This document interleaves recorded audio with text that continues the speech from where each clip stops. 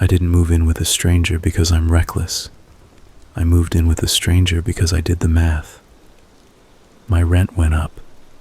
My hours as a barista went down. I didn't have parents I could call for a bailout or a rich friend with a guest room. What I had was a Craigslist post with a few photos of a sunny living room and a balcony that looked over a leafy street, and a guy named Nate who answered his texts with full sentences and correct punctuation. That alone felt like finding a unicorn. We met at a coffee shop near the place. He ordered a black coffee, no sugar. He had a soft voice and really steady eye contact, like he'd practiced it. He told me he was a grad student in urban planning at the university, and that his old roommate had moved in with his girlfriend, so the second bedroom was open. Rent was shockingly decent, utilities split, and he didn't have 1,000 nitpicky house rules. He just asked the standard stuff. No smoking inside. Take turns with dishes.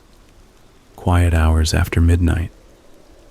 He didn't blink when I said I worked early mornings and sometimes came home smelling like espresso and milk. We walked over to see the apartment. It was even nicer than the photos. Hardwood floors, high ceilings, a long hallway that made everything feel bigger. My room was small, sure, but it had a big window facing the east, and I pictured a plant in that light. The bathroom was a little older, the kind with an actual tub and a slightly yellowed fan, but it was clean. He'd scrubbed the grout. There was a cat tree in the corner of the living room, so I asked if he had a cat. He said he did. Poppy, a tortoise shell, and she was a bit shy. I stood at the window and watched a group of women jogging past with matching neon headbands and a guy pushing a stroller. It felt like the kind of place where nothing bad could sneak up on you. I said yes on the spot. I moved in on a Sunday. My cousin helped me carry boxes up the stairs. She teased me for going full Craigslist again, and I told her to chill. It's not 2008 anymore. And besides, I had his full name. He had a LinkedIn. He had photos with normal-looking friends, and one of his professors endorsed him for GIS mapping, which sounded made up but legit. We brought everything inside. I texted a thank you with a pizza emoji, and she left. The first couple of days were honestly great. Poppy really was skittish. I'd see a flash of mottled fur vanishing behind the couch whenever I came in. Nate kept to himself. His schedule was odd. He slept late and stayed up late, like he lived on campus time. But he asked me about my job and listened like he cared about the answer. On Tuesday, he brewed a whole Chemex and left a note by the coffee. Help yourself. He had nice handwriting, very neat block letters, a little too neat for a guy who wore beat-up Vans. That first week, I noticed a couple of things that didn't register as anything on their own. One, he always kept the living room lamp just barely dimmed, like he didn't want anyone seeing into the apartment from the street. Two, he never let the front door sit open when I was bringing in groceries or packages. He'd stand there, body blocking it, like we were saving the heat in January, even though it was September and warm. And three, Poppy didn't meow. Not once. She moved around. You'd hear her jump off the couch or scratch her post, but no sounds. When I mentioned it, he smiled and said, "Some cats are just quiet." Fair enough. The other strange thing was the second lock on my bedroom door. The knob had a regular lock built in, but under it was a separate little keyhole like a bathroom lock, the old kind with a slot for a skeleton key. When I moved in, he'd handed me 2 keys on a ring, front door and bedroom. He made a whole joke out of it. "See? You won't wake up to me rifling through your socks." I laughed, pocketed the keys, and didn't think about it again. Not then. We were almost 2 weeks in when the mood shifted. It was stupidly specific. The kind of thing I might have ignored if I hadn't been living on too little sleep and too much coffee. I came home late from a double shift, tossed my bag on my bed, and dumped my pockets onto my nightstand. Chapstick, a silver ring I sometimes wore on a cord, coins, my house keys. I was halfway to the shower when I realized the ring wasn't where I always put it. I don't mean it vanished. I mean it was sitting exactly parallel to the edge of the table, lined up with the wood grain. My other stuff was in a little messy pile, and the ring looked like someone had set it down on purpose. I told myself I was being weird. I showered and passed out. The next night it happened again, but with my notebook. I keep a little spiral notebook, grocery lists and dumb barista doodles. I left it on my desk. I found it on my bed, open to a page I hadn't written on yet. It was like the apartment itself was getting fidgety. I asked Nate, half laughing, "You been moving my stuff?" Trying to gaslight me. He smiled like I'd pulled off a decent joke and said, "Nope. Poppy, maybe?" We both glanced at the cat tree. No Poppy. "She's quiet," I said. "She's stealthy," he corrected. Friday night I came home around 10 and dropped onto the couch with a bowl of microwave popcorn. Nate was up, working on something on his laptop. A drafting program was open, a maze of lines and blocks. He asked if I wanted to see what he was modeling. I pretended I did. It was a zoning map, incentives for mixed-use development near transit. He talked about setbacks and setbacks again, vertical integration of green space, and I nodded at the right places. His voice was almost soothing when he went on like that. He had the kind of voice you'd trust if you were lost. I told him I was going to crash. He said goodnight. I closed my door, locked the knob, and then, because of the weird feeling in my shoulders, I used the second lock too. The skeleton key one didn't click as cleanly as the main lock. It was like a heartbeat catching. At 2 a.m, I woke up, and I was sure someone was standing on the other side of my door. I couldn't hear anything concrete. No footsteps, no breath, nothing. But I had the picture in my head so clearly I could describe his posture. Right shoulder leaning into the wood, ear to the door, hands in his pockets to keep from touching the knob. I lay there, staring at the strip of light at the bottom of the door. The hallway light was on. It cast a thin blade of brightness that made the tiny dust bits look like snow. About a minute later, the shadow shifted. The light blocked, unblocked, blocked again. It felt like a science experiment on my nerves. Then the light went off. The shadow didn't move. Then, slow, almost polite, someone tried the knob. The main lock thunked lightly in its housing. Then the second lock. That one made a metallic scrape, like whatever he pushed into it didn't fit perfectly. I didn't breathe. I wanted to call out, "Nate," but I didn't. I texted my cousin instead. "I think my roommate is outside my door." It was 3 dots, then nothing. She was asleep. Of course she was asleep. Whoever it was finally let the knob go. Footsteps, heel to toe, went down the hall and turned into the kitchen. The fridge opened. Something clinked. A glass, maybe, or the cat's food bowl. I lay there and pictured a knife block. In the morning, Nate made scrambled eggs. He offered me some like nothing weird had happened. I watched his hands, steady and calm, flipping the eggs with a rubber spatula. "You're up early," I said. He shrugged. I try to reset my sleep schedule once in a while. I think the fluorescents in studio are giving me headaches. The kitchen didn't have fluorescents. I said nothing. I told myself I'd been half dreaming. I told myself if I brought it up and he said, "What are you talking about?" I'd feel like a jerk. I ate the eggs and thanked him. He washed the pan immediately. Meticulous circles, like the steel needed to be erased of whatever had touched it. That afternoon I bought one of those doorstop alarms from the hardware store. Looks like a little wedge of plastic with a metal tongue. You shove it under the door, and if someone pushes the door, it screams. It's the kind of thing you buy when you're traveling and your hotel door is sketchy. I slid it under my door before bed and slept like someone had lent me a spine. It went off the next night at 4:13 a.m. My phone screen said the time in giant white numbers. The alarm didn't wail.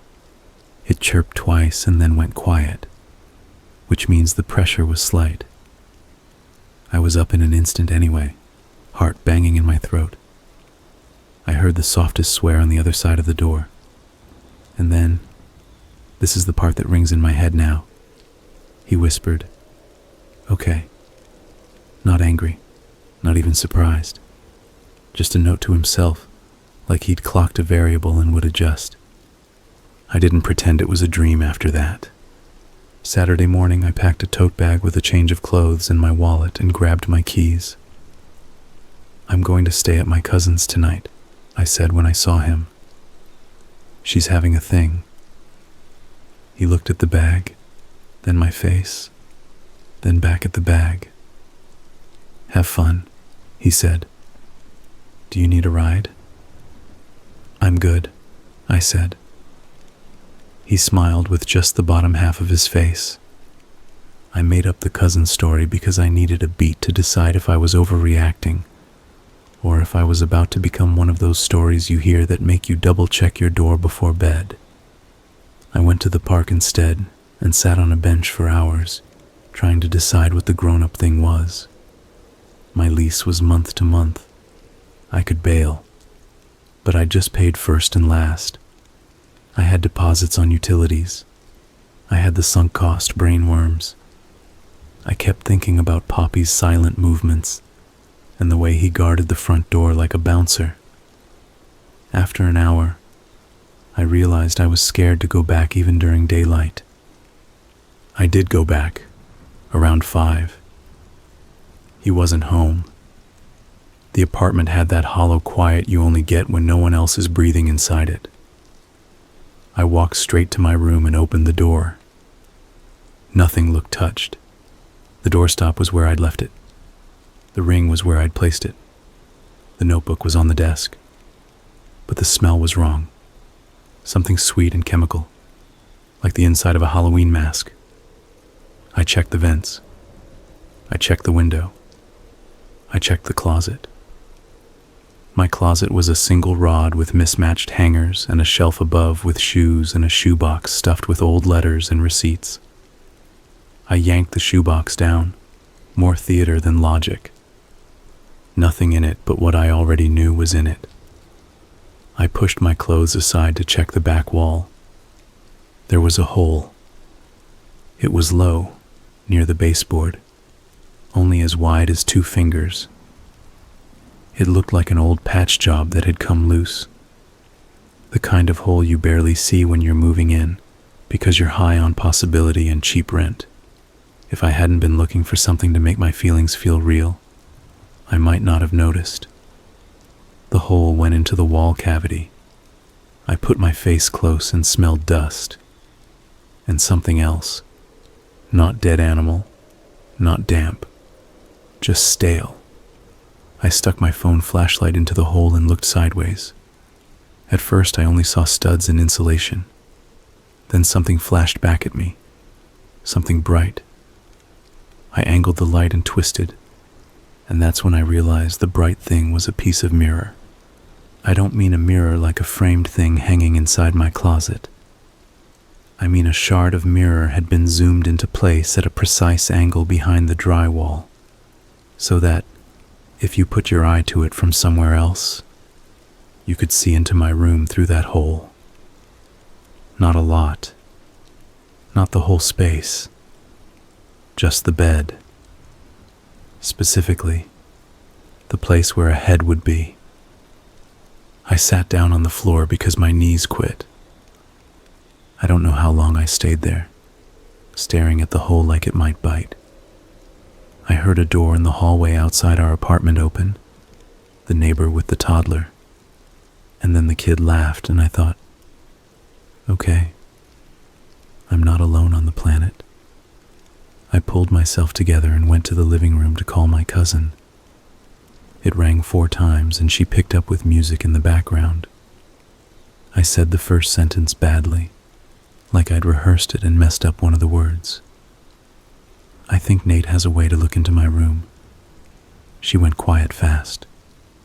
Get your stuff and leave, she said. Right now. He's not here, I said. Leave, she said again. Then call me from outside. I don't know why I didn't go straight out. I think some dumb part of me wanted to be righteous. I think I wanted to confront him and get him to admit it so I'd have something to tell a cop if I needed to. Instead, I shut my bedroom door and went to his. I didn't open it. I'm not an idiot. But I noticed something I hadn't seen before, because why would I have? His door had a lock on the outside. It was small and painted over, but it was there, a little brass slide that could keep the door closed from the hallway. The hairs on my arms rose like I'd stepped into a refrigerator. I pictured someone deciding to trap me in my own space, and felt, again, that brain freeze cold. I went to the kitchen and grabbed my tote bag. I put my cat carrier on the counter even though I don't have a cat. And that's when it hit me. I hadn't seen Poppy in days. I hadn't seen her food either, or her water bowl. The cat tree was there like a prop. The little dangling mouse toy was still. I took a breath and told myself I was leaving. This wasn't a conversation. This was footsteps and a doorknob and light and air and the street. I started down the hallway, and that's when Nate came in. He wasn't breathing hard. He didn't act like he'd rushed up the stairs. He just opened the door like it was any other day. Hey, he said, like we were about to talk about utilities. He looked at the bag on my shoulder and then my face. Going somewhere? Yeah, I said. My cousin's. He didn't move from the doorway. He had one hand on the door, the other tucked behind his back. I made dinner, he said. There's pasta. Stay and eat first.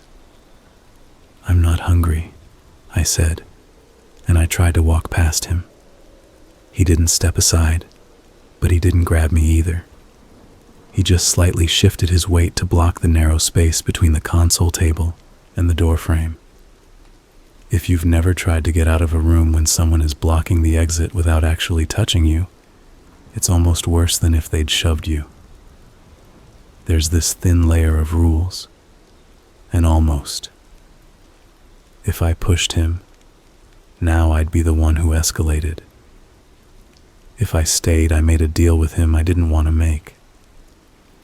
Move, I said. I let my voice go flat.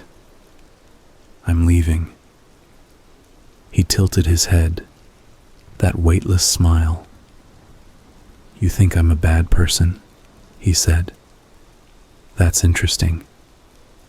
I'm leaving, I repeated. He looked over my shoulder like someone else might be behind me. No one was. He dropped his hand from the door, finally, like he'd granted me a favor. I slipped past him. I didn't breathe until my shoes hit the stairs. I didn't breathe until my hand was on the front door, the main one at the bottom of the building. I was out. I was out. On the sidewalk, I realized my hands were shaking so badly I couldn't text. I called my cousin instead and told her the short version. She told me to come over. She told me to bring the whole mirror detail to the cops if I could do it without going back in. I told her I'd figure it out. I should have kept walking. But 2 blocks down, I realized I'd left my work keys and my passport in my desk drawer. All the things you tell yourself you can replace suddenly feel unreplaceable when you picture proving who you are. I stopped. I stood for a long minute on the curb and convinced myself I could go back with a neighbor, or, I don't know, with an Uber driver as a witness. That's how you know a dumb plan is forming. You try to make a stranger a character in it. I didn't go back that night. I slept on my cousin's couch with a blanket that smelled like her laundry detergent. In the morning, I'm talking 7 a.m., first light, I went back when I knew Nate would be asleep.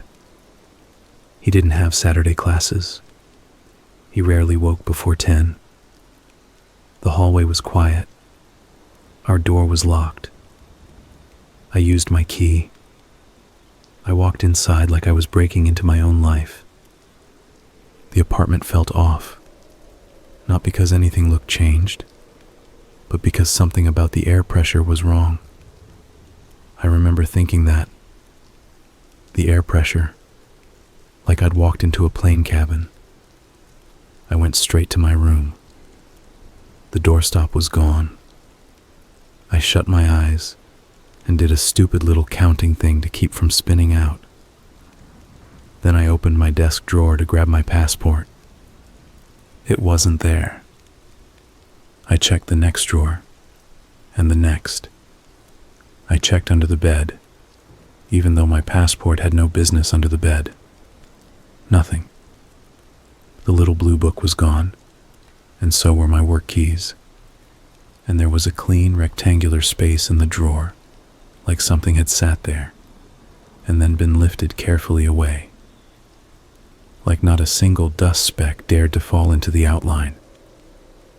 I was half out of my mind. I pulled my phone out to call my cousin and saw a new notification. An AirDrop request from Nate's iPad. I canceled it so hard I almost threw the phone. I turned off Bluetooth. Then I stood in the middle of my room and realized I could hear something from inside the wall. It wasn't a scrape or a skitter. It was airflow. It was the sound of a fan. I put my ear to the closet wall by the hole, and it was louder there. I followed it along the wall, down by the baseboard, up to the ceiling, then across to the corner where the wall met the hallway. It wasn't the bathroom fan. That one was a whine you could trace. This was lower, steady.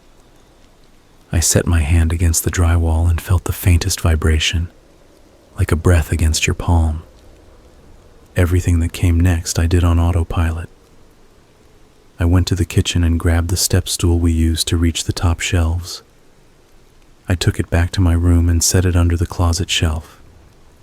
I climbed up, pulled down my shoebox, and realized I was shaking so hard I had to sit. I took 3 slow breaths. Then I put my hand up to feel along the ceiling line. The paint felt different, patchy in a spot a foot from the corner. I tapped the spot with my knuckle. The sound changed. Hollow. The kind of hollow that's been fixed and sanded and painted over so many times it becomes a new, thin thing all its own. I nudged the edge with my fingertips, and it crumbled a little, like old cake. Under the paint was a seam. I pushed there. The seam gave a little, and then more. Suddenly, a chunk of plaster came free and dropped onto the floor like a white brick. Behind it was a void, a crawl space. Not one of those cute little storage cavities. A long, low space between the ceiling and whatever was above us. And in that space, about 3 feet from where I'd opened it, was a small, black fan. It was pointed toward the hallway wall, the one that ran past our bedrooms, and it was pulling air from somewhere and pushing it somewhere else. I leaned closer and smelled it. The Halloween mask chemical smell, stronger. And something sweet, like cough syrup. My first stupid thought was that he'd made a secret weed room or some kind of weird grad student ventilation. My second thought was that I was breathing something I shouldn't be breathing. I got down off the stool so fast I almost fell. I went into the hallway on unsteady legs. The air felt heavier there, like humidity without heat. I stopped by Nate's door. It was closed, and under it, I could see the faintest movement of air, as if smoke would have made it visible. I crouched and put my nose near the gap. It smelled wrong. It smelled like someone had mixed nail polish remover and the inside of a new shower curtain. It smelled sweet in a way that made my tongue go numb. I know exactly when the thought formed, clear and sharp. He's gassing me. I stood up and backed away. I don't remember deciding to run, but I was running. I made it to the living room, to the door, and the door didn't open. The deadbolt was unlocked. The knob turned, but the door stuck. It felt like something heavy pressed against it from the other side. It wasn't jammed. It was held. The apartment had those old pre-war doors that swell in humidity, and sometimes you had to yank hard. I yanked. It didn't budge. For a second, I thought Nate was standing in the hall with his back to the door. Then I remembered the chain. We didn't have a chain. We had a hinge lock, one of those little U-shaped swings. From inside, you could set it, sure. From outside, if you were determined and had a credit card and a butter knife and a YouTube video, you could set it too. You could close the door, lock the deadbolt, and then wiggle the hinge into place with a sliver of metal and pressure. It would look locked from the inside, but it would be set from the outside. You could trap someone in their apartment with a little patience. I am not proud of how my brain processed that. One part tried to convince me I was being dramatic. Another part tried to remember how to break a hinge lock with sheer will. Most of me didn't believe the door was locked at all. It couldn't be, because that would mean I was exactly where I never thought I'd be. "Nate," I said. My voice didn't make it past the door. "Nate," I said again, louder. "I need you to open this." Silence. Not even a joke about pasta this time. I put my ear to the door and heard nothing in the hall. What I did hear was the soft whir of the fan from the crawlspace. It was louder in the living room, from the vent above the couch. I looked up and saw, for the first time, that the plastic vent cover had been unscrewed and then screwed back on, slightly crooked. The fan wasn't pulling air from outside. It was pushing air into the apartment, recirculating through the vents, like some expensive hotel system in reverse. I took a step back from the door. My palms were slick. I stared at the hinge lock, tried to wedge my key under it to force it. The metal bent, didn't break. I tried a butter knife. It slipped and almost cut me. I could feel my head getting cottony. My tongue was definitely numb now. The idea that I should call 911 came rushing in like a delayed train. I pulled my phone out and my thumb slipped on the emergency call. 9, I said out loud like an idiot. 1. The call connected. An operator's voice came on. I started talking fast. I said my name and the address, and that I was trapped in my apartment, and I thought my roommate had pumped some kind of fumes in, and that the door was locked from the outside. The operator asked if I was in immediate danger. I said yes. She asked if I could open a window. I said yes. I ran to the balcony door and yanked the handle. It slid open. The air that hit my face was the best thing I've ever felt. I stumbled out onto the balcony like I'd been underwater. I crouched near the railing and put my mouth close to the gap, breathing street air like it was medicine. The operator told me to stay on the line. She told me help was on the way. She told me to describe any smells. I did. Sweet. Chemical. Plastic. She repeated it like she was writing it down. Sweet. Chemical. Plastic. She told me to close the door to the hallway and open windows to create cross-ventilation. I did. I shut my bedroom door. I opened the living room window. The fan noise didn't stop, but the air got better in my lungs. I felt like I'd taken a too long drink after being thirsty for days. My head cleared, not fully, but enough to think in full sentences. The operator kept me talking. She asked my roommate's name. I told her. She asked if he had any weapons. I said I hadn't seen any, which felt like I was telling a polite lie on behalf of a guy who'd locked me in a gas chamber. I heard sirens somewhere far off. The operator heard them too and said, "They're coming." She asked if I could get the hinge lock off from inside with anything else. I looked around and saw the toolbox under our TV stand, the one Nate kept too organized. I pulled it out. There were Allen wrenches in perfect rows, a small pry bar, a drill with shiny bits. The drill. I grabbed it and ran to the door, set the bit under the hinge lock screws, and squeezed. The drill bit chewed at the metal, slipped, chewed again. The screw surrendered in a squeal. I moved to the second screw. The drill whined like something in a dentist's office. The second screw came out slower, but it came out. I pulled the lock off. It dropped into my palm like something dead.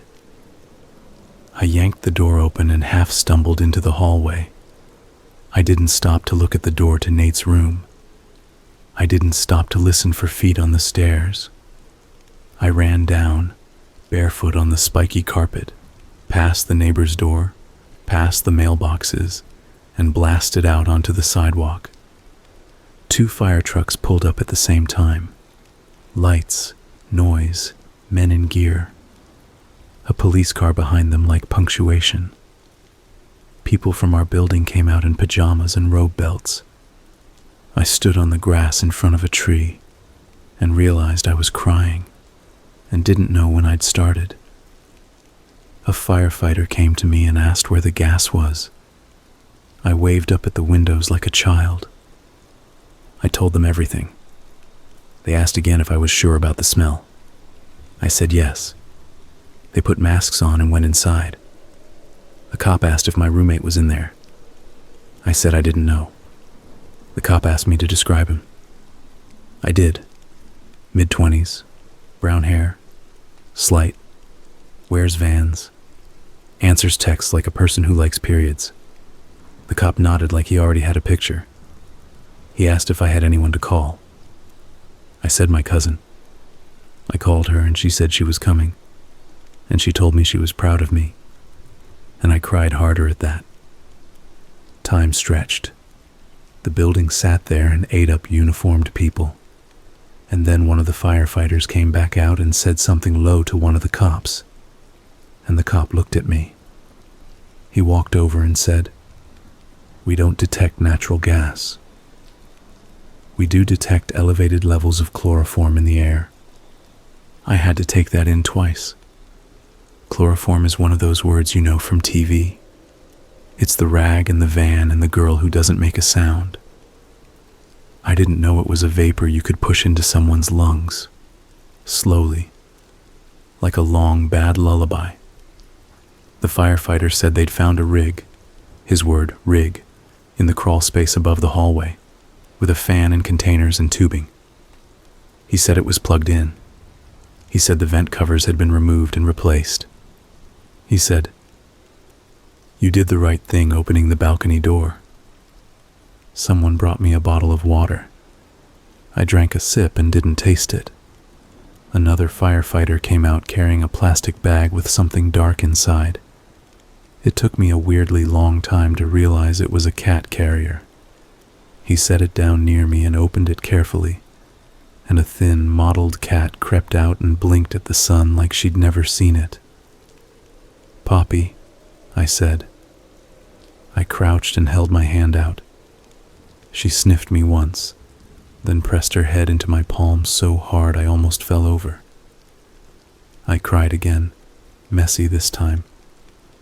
The firefighter said they'd found her in a cabinet in the hallway, behind a false back. He said she was dehydrated but okay. I didn't ask why she'd been hidden, why she hadn't meowed. It didn't matter. She meowed then, a tiny scratch of a sound, like a squeaky door. I laughed when I heard it, a broken laugh that felt like something tearing. They didn't find Nate in the apartment. That's the part that turned the next hours into a split screen. The cops put up tape. The building manager appeared like he'd been conjured by liability. People asked me questions I only half understood. When did you last see him? Did he have any visitors? Did he have any conflicts? Was he angry at you? Did he drink? Did he own a car? The details that mattered to me felt small and insane in my mouth. He kept the living room dim. He holds the front door like it's a secret. He smiles with half his face. He has very neat handwriting. They wrote it down anyway. They wrote everything down like it might be the thing that mattered later. They let me go in with an officer to get my essentials. We walked through the apartment that didn't feel like mine anymore. We went in my room first. The hole in the closet looked like a wound. The officer shined his flashlight into it and said, "There's a mirror." I nodded, like he needed my confirmation to see what he was seeing. We went into the hallway. The vent cover above was, slightly crooked. The officer tugged it gently and it came loose. Behind it was the setup. The fan I'd seen, plus a small black box that looked like a power supply, various tubes, and a glass bottle in a padded cradle. The bottle was labeled in block letters, like lab stock. He didn't touch it. He called someone to come touch it with gloves. He kept me back. We went into Nate's room last. I'd never seen inside it before. He kept the door closed when he wasn't in it, and I didn't go snooping because that's how you get turned into the bad guy in your own story. The room was spare and organized, too organized. Bed made tight, no clothes on the chair, no poster on the wall, no book face down on the nightstand. It felt like a showroom for a life he thought he should have been living. The only mess was on his desk. He had index cards laid out in a grid, each with writing in tiny, neat print. The first card said rules. The ones after it said things like body equals pattern and doors are agreements. Each had bullet points. One said, locks are language. You speak first, then they do. Another said, the corridor is a throat. I didn't know what I was looking at until the officer gently asked if I could step back out. They also found my passport and my work keys and a small forest of photographs. Not framed, not displayed, stacked into a cardboard box like a prepper's stash. They were pictures of me taken through glass, low light, things I didn't even remember doing. Me making French press coffee in our kitchen. Me loading a laundry bag into my arms. Me sitting on my bed reading with my head tilted in the same way I'd right then planned to tell my future self not to do. The edges of the photos had smudges like they'd been handled a lot by very clean fingers. I didn't get to see the mirror situation from his side that day. Later, one of the officers explained it. There's a small, serviceable space that runs above the ceilings in older buildings for pipes and wiring. In our place, someone before us had cut an access panel to it in the hallway closet and then plastered over it badly. Nate had found it. He'd added a fan. He'd made the panel accessible again without visible screws, so it would pop with a firm push. If I'd noticed the seam, I might have thought it was just a bad patch. He'd also cut a hole on his side, behind his dresser, the twin of mine, and mounted a mirror there too, angled so he could see into the crawl space. Then through the mirror in my closet, into my room. He'd made a periscope out of a building. It wasn't about the mirror, though. It was about the idea of air and surrender, and the slow patience of knowing someone's pattern. That's the part that keeps me up. He didn't rush it. He mapped me. After the cops and fire guys and the building manager left, the apartment felt like a museum exhibit about me. I threw clothes into a suitcase with a speed that wasn't careful, but was complete. I put Poppy in her carrier because I wasn't leaving her in that place, whatever the lease said about pet ownership. I took the cat tree too. I didn't ask permission. I didn't write a note. I stayed at my cousin's for a week. Poppy stayed under her bed for most of that time, then migrated to the top of the dresser like a tiny queen when she realized I wasn't going to leave her. I worked my shifts like my life depended on being around espresso steam. During the day, I fielded calls from a detective who was nice but distant, and professionals who used phrases like volatile organic compounds. The detective told me they had a warrant out for Nate and would keep me posted. He called an ex-roommate who said they'd lived together for 2 years without incident, and then one morning he'd woken up to find all his spoons missing and a notation on a sticky note that said, "Silver equals mouth." He thought it was a prank. He moved out within a month. The end matters, I know. You want to know if they caught him. You want me to say there was a chase, a press conference, a mugshot with his half-smile finally punctured. I don't have that. He didn't come back to the apartment.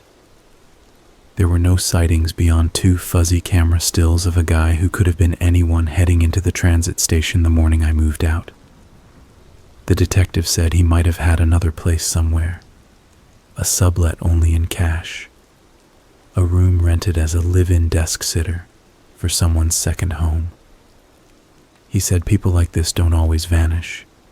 They just shade into new sets of angles.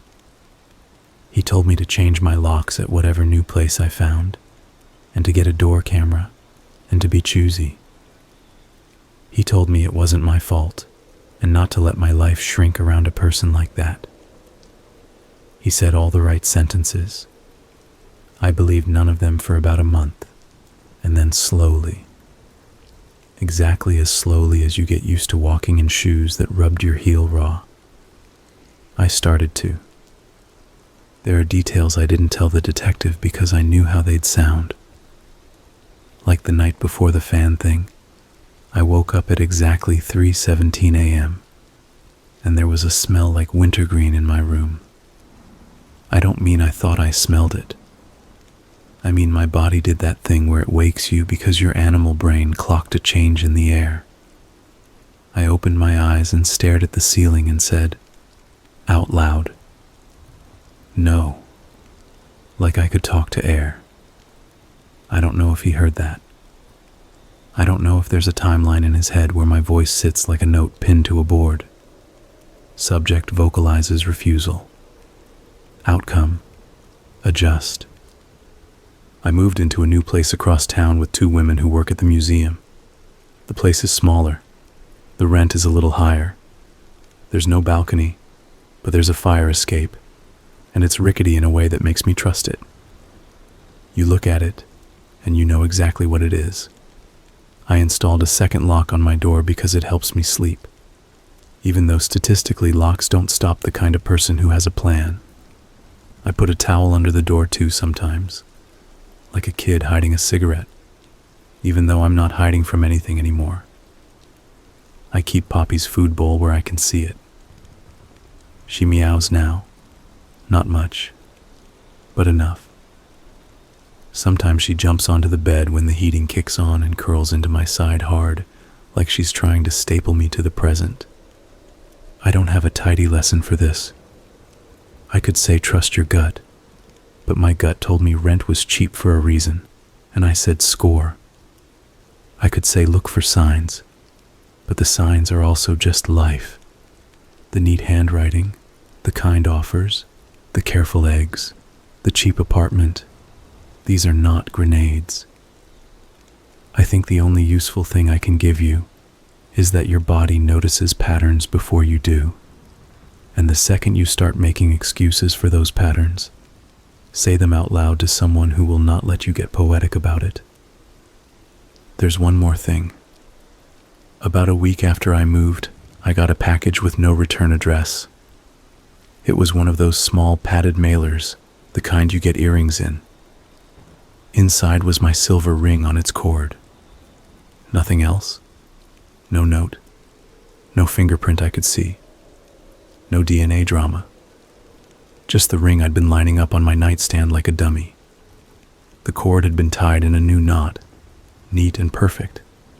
A knot I didn't know how to make. I took it to the detective, who raised his eyebrows and put it in a bag and said they'd test it. And then a month later he called me and said there was nothing on it but me and some dust. Like he'd posted it from a clean room. Like he'd mailed me myself. I don't wear the ring now. I keep it in a little box on the bookshelf, in view, not stuffed away. It isn't a trophy. It isn't a curse. It's a reminder that there are people who will learn you like you're a set of lines they can measure and push. And also that there is a version of you that still opens the balcony door. Sometimes when I'm closing up at the coffee shop and doing the mop bucket and the espresso machine backflush, I think about the mirror in the wall and how it turned my room into a diagram. I think about the cards on his desk and doors are agreements. I think about the exact tone of his okay outside my door and how it wasn't anger or surprise, just acceptance. Like he'd accounted for this pivot. The thing about people like Nate is that they don't need you to agree to the door. They invent a new version of the door where your side doesn't exist. The last time I went back to the old building was to drop off a set of mailbox keys with the manager.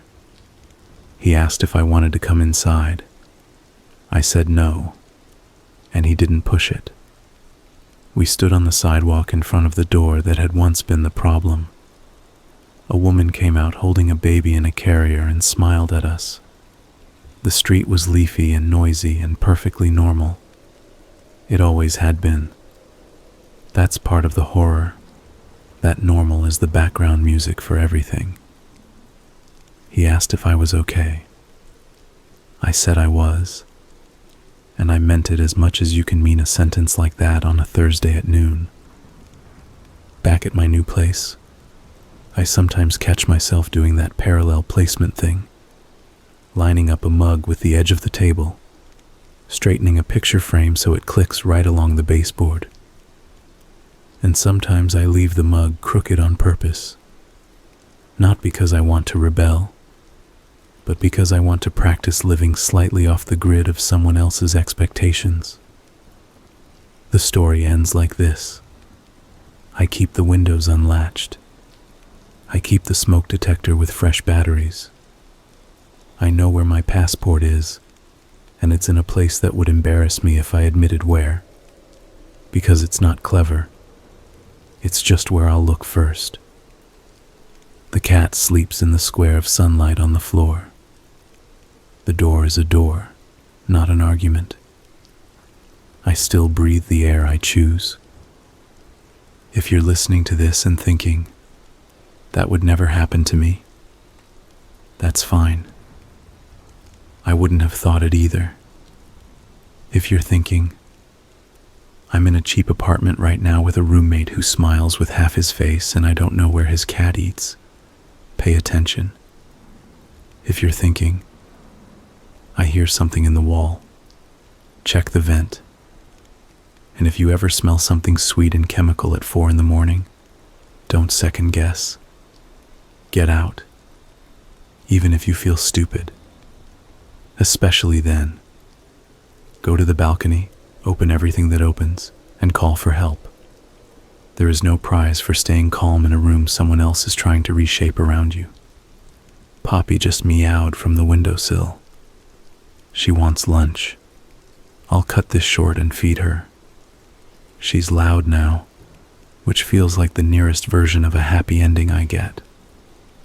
I wish I could tie it up with an arrest or a courtroom sketch or a lengthy apology letter with carefully neat block letters. I don't have it. I have a ring in a box and a cat that meows and a new set of locks and a brain that learned the shape of my door so completely that sometimes if I close my eyes, I can feel the hinge give in my hand. And if you're the kind of person who listens to stories like this for the shiver of it, I'll leave you with the final, plainest image.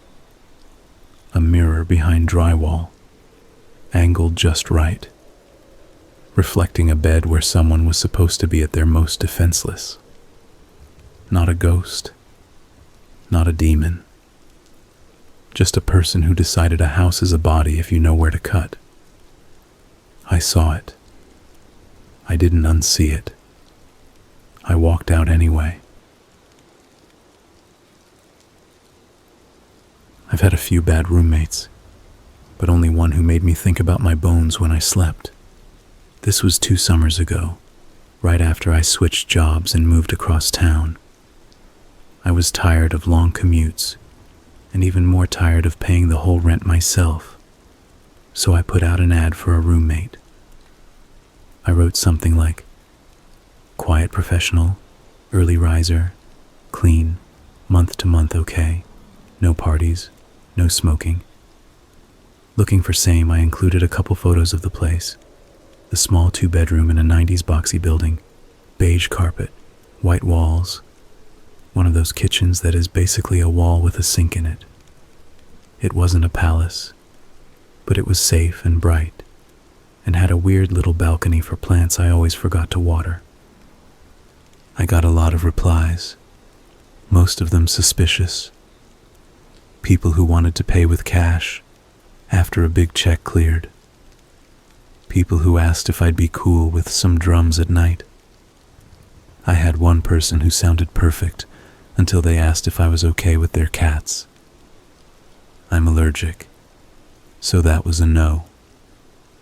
After a week of this, I got a message from someone named Evan. He wrote like he'd read my ad carefully and matched his answers to it. He said he was quiet, clean, didn't smoke, worked nights at a lab, and needed a place on short notice. He also said he was deep into anatomy, like as a hobby, which I assumed meant he drew lifelike figures or something. He said he liked to keep to himself and wouldn't be in my way. We met at a coffee shop near my place. Evan was a little older than me, mid-30s maybe.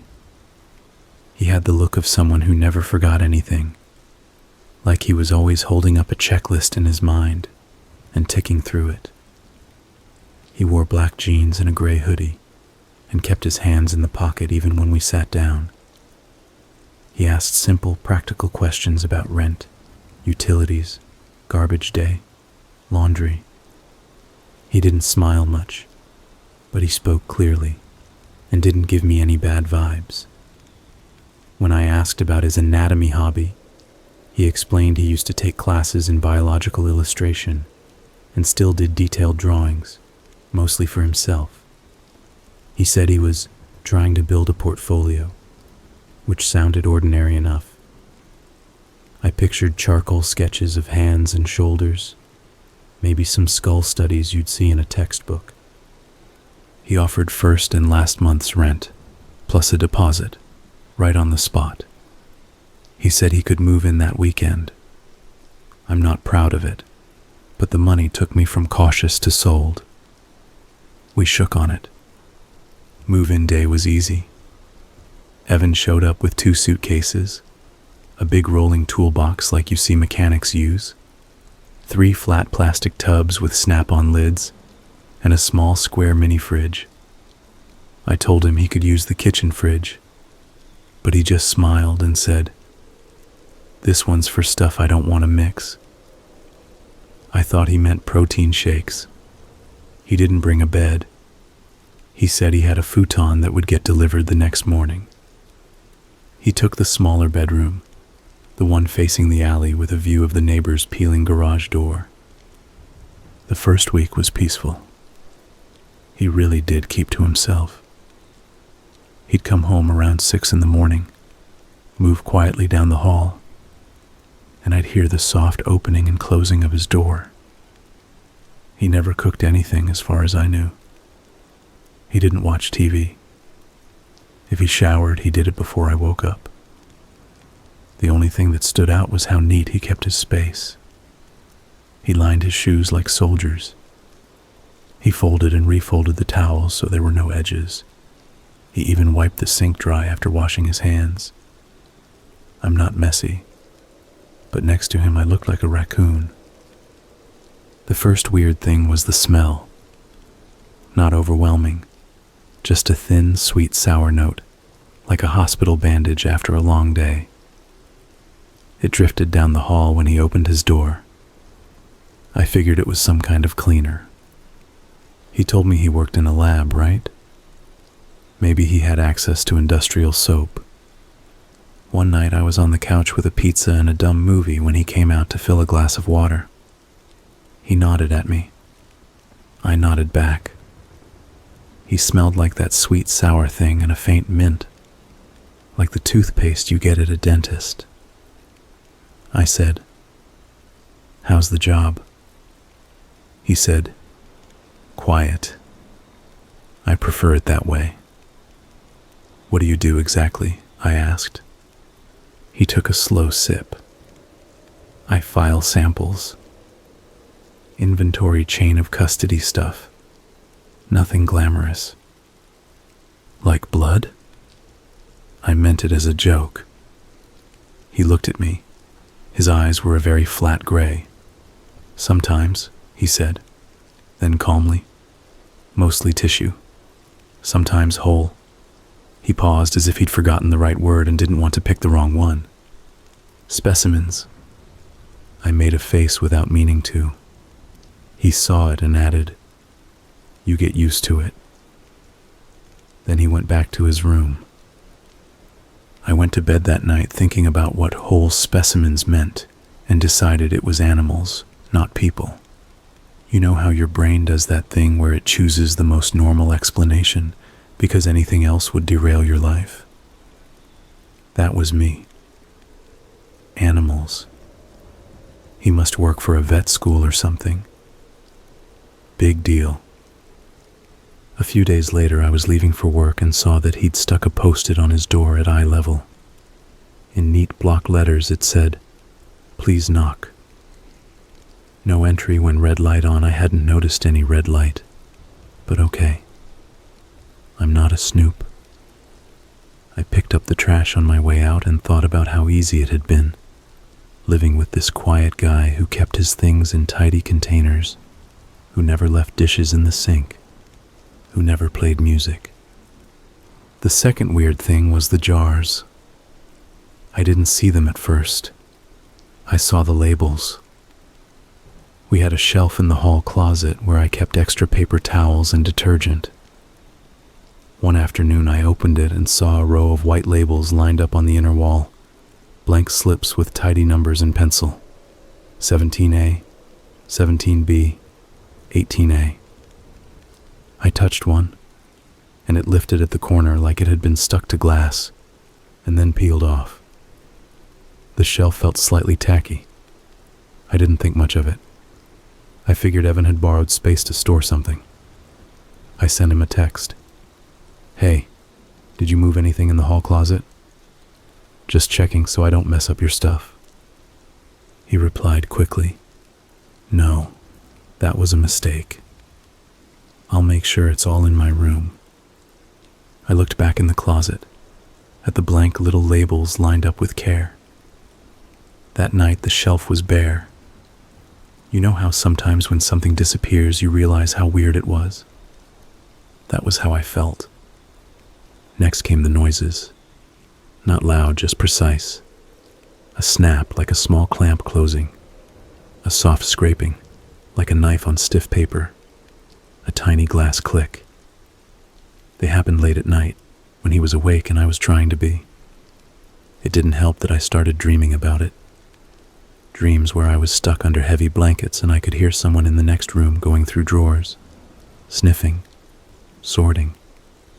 I told myself it was just my brain trying to make a story out of unfamiliar sounds. People do their little rituals, and we make it about us. I drank more tea before bed and played boring podcasts to drown the noises out. It worked until it didn't. One Saturday morning I woke up early. The light in my room was the pale gray it gets when clouds sit right on top of the buildings. I went to make coffee and opened the fridge. My brain did a quick double take, the kind where it shows you something and then decides to pretend it didn't. On the middle shelf was a clear deli container, the kind you get soup in. Inside was something off-white and bumpy, like a small coral. There was a tiny fold of paper taped on top with neat writing, for reference. I stared at it for what felt like a minute. Then I shut the fridge door gently and stood there with my hands on the counter. Evan's mini fridge hummed softly in his room. Always. He had his own cold space. Why was there a reference in mine? I waited for him to wake up. I didn't want to knock on his door and break his red light rule.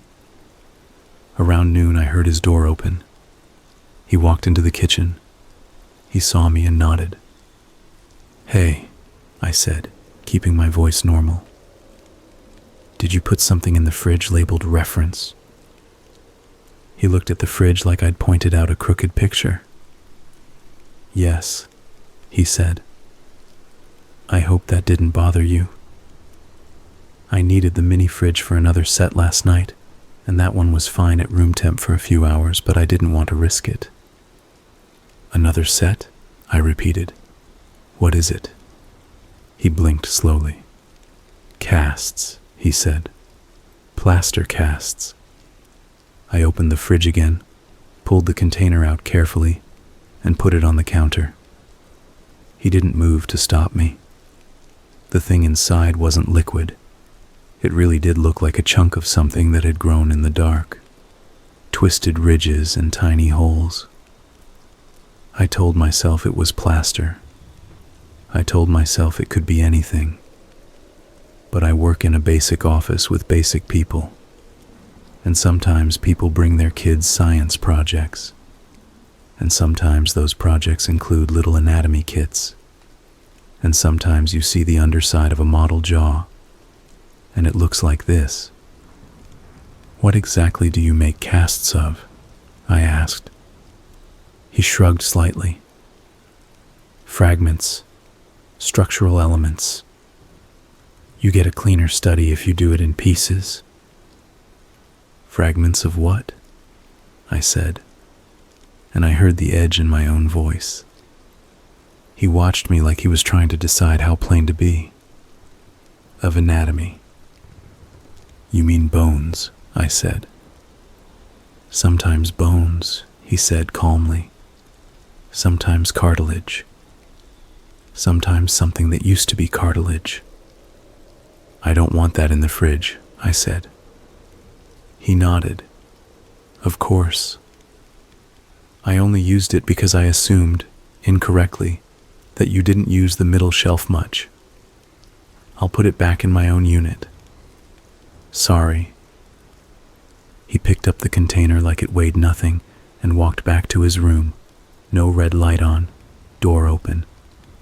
I caught a soft glimpse of his space, the futon neatly made, the big rolling toolbox next to a folding table, 3 clamp lights on stands, and a grid of white shelves along the far wall. On those shelves, neat rows of glass jars. Each had a white label with those tidy numbers, written in pencil. The labels were uniform, all the same size and style. The jars were uniform too. Some were dark, some clear. Some had liquid with a tint. Some had cotton inside, rolled tight like little clouds. I saw all that in a second before he shut the door, and the smell of sweet sour and mint breathed out like a whisper. That afternoon I Googled plaster casts anatomy hobby and ended up in a rabbit hole of artists who sculpted skeletons, doctors who collected antique models, and a bunch of people who used the word osteology like it was yoga. I didn't find anything that made me feel better. I told myself, he's not breaking the law. You don't know what's in those jars. They could be replicas. They could be resin. He's quiet. He pays rent on time. And he never leaves toothpaste in the sink. Don't be the nosy roommate who ruins a good deal.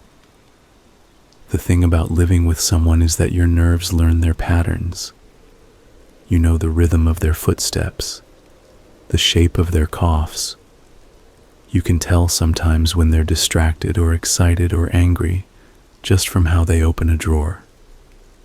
The pattern I learned with Evan was that he had phases. He'd have a week where he was almost invisible, just a shadow in the hall and the mechanical hum of his mini fridge. Then he'd have a week when he was busy, which meant the clamp sounds and the scraping sounds and a very gentle humming you could feel more than hear, like the air moved differently. During those weeks, I slept badly. I had vivid dreams, teeth falling out, nails bending backward, hands that weren't mine trying to pull me by the wrist. I woke up sweaty and thirsty and thought about moving.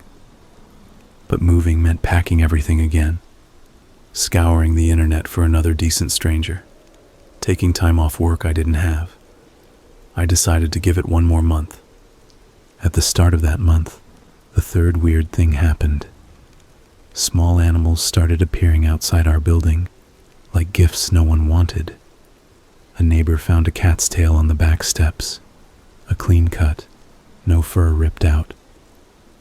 Someone else said they saw a pigeon wing neatly separated from the body lying on top of the trash can, like a discarded glove. People in the building put notes up.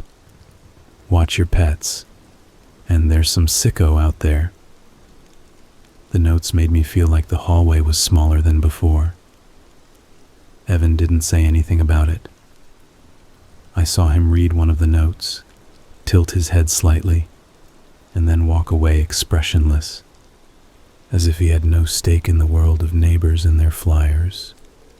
I would have kept ignoring it, honestly. I was deep into pretending everything was normal. But then my friend Jess came over.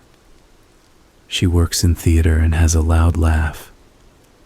She's the kind of friend who always notices the one thing you've been trying not to see.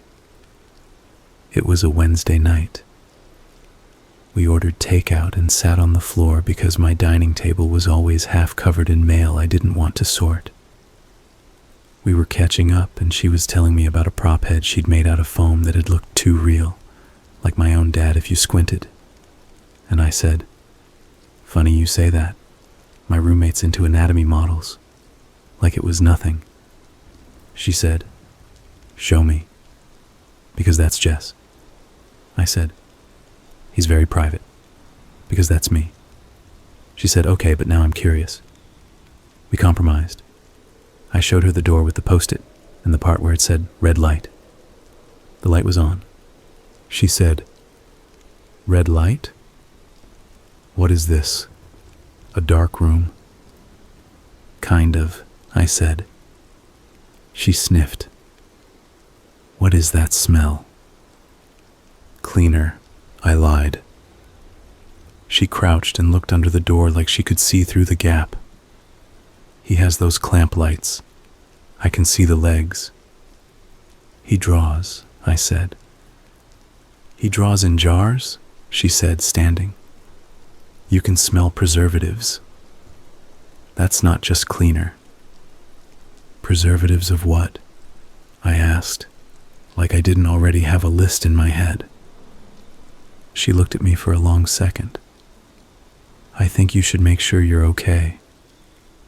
Do you want me to talk to him with you? Like, hey man, your hobby is freaking out the building?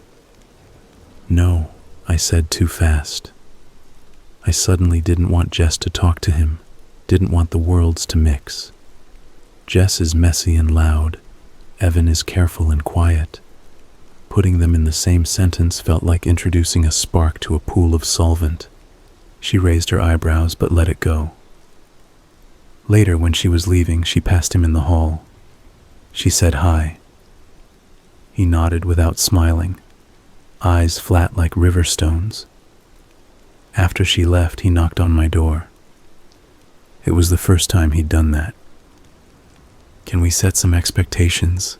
He asked, hands in his hoodie pocket. Sure, I said, trying to look like I hadn't just been talking about him. I don't mind guests, he said, but I need you to keep them out of my part of the hall when the red light is on. He gestured to the strip of carpet in front of his door. It was like claiming a little piece of ocean. Okay, I said. They don't need to be near your door anyway. Good, he said, and then very calmly, also, please tell your friend not to sniff at my door. Sniff? I said. Jess had just sniffed the air like a normal person. He watched my face. You know what I mean? I nodded even if I didn't. He stood there a second too long as if expecting me to apologize. When I didn't, he nodded once. Thank you, he said, and went back into his room. The red light stayed on. That night I had a dream where Jess was in my living room, and her laugh was echoing strangely, like it was bouncing off glass. She opened the hall closet, and inside there was a wall of jars, and each one had her laugh trapped in it, moving in weird ripples. I woke up at 4:10 a.m. with my heart going fast. I lay there listening to the apartment. It was the off hour, where everything feels like it's breathing shallow. I heard a small click, then another, then a whisper of something being set down. I could smell the mint, faint and clean, mixing with the sweet sour. I lay there and counted the clicks like prayers. The next week, the building manager sent an email to all tenants. Subject line, concerns. The email said there had been reports of unusual refuse around the property and asked everyone to keep garbage sealed and inside the bins, and, for those who pursue scientific hobbies, please ensure no biological material is disposed of on site. I reread that line 5 times. For those who pursue scientific hobbies. I thought of Evan reading this email in his neat, quiet room and not changing his face at all. I imagined him shrugging and continuing to write labels in pencil. That same evening, I brought in my mail and found one envelope I didn't recognize. No return address.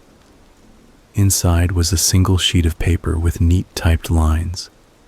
It looked like a checklist. It had dates and then words like radius, ulna, metacarpal, phalanx, and next to each a number. At the bottom it said, acquisitions to date. I stared at it until the words looked fake. Then I heard Evan's door and shoved the paper under the couch cushion because that was my instinct, like a kid hiding a candy wrapper. He went to the kitchen and started washing his hands. He washed them deliberately, fingers splayed, like he enjoyed doing it properly. I walked in and stood near the counter. Did you get a weird letter? I asked. My voice sounded too normal in my own ears. He dried his hands with a paper towel instead of the dish towel, which he then folded and set aside. "No," he said. "What did yours say?" "Nothing," I said. He said, and his eyes watched me for a second longer than felt okay. Then he smiled. It was his first smile since moving in, and it was quick, like a technical test run of what a smile should look like. "People are sensitive," he said. "It's natural." That night I checked my room, like a child, like it would help to make sure my window was locked, my closet closed. I knew it was pointless. If I was going to be afraid of someone, a lock on a hollow door wasn't going to change it. But I did it anyway, because doing something makes your hands stop shaking faster. A day later, my key went missing. Not my house key. I wore that on a lanyard like a camp counselor. The missing one was the little key to my bedroom lock. It wasn't a high security thing. The landlord had given me 2 flimsy keys for those old interior knobs that were probably bought in bulk. I kept one on a ring in my desk. I went to grab it that night, and the ring was empty. I looked in the drawer.